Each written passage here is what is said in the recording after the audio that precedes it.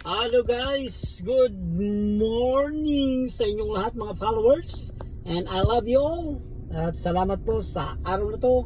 At andito na naman tayo sa routine na trabaho natin, paikot-ikot lang at parehas pa rin ang ginadrive na sasakyan.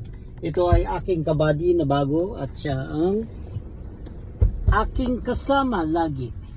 So sa kanya rin ako humuhugot at nabubuhay. Siyempre, kung wala siya, wala tayong work, di ba? Kaya pagpahalagaan natin ang ating kabady.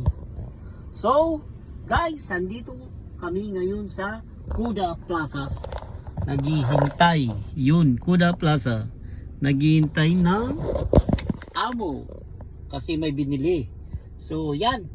Guys, ang araw-araw kong ginagawa, nagda-drive. Thank you, and si God ang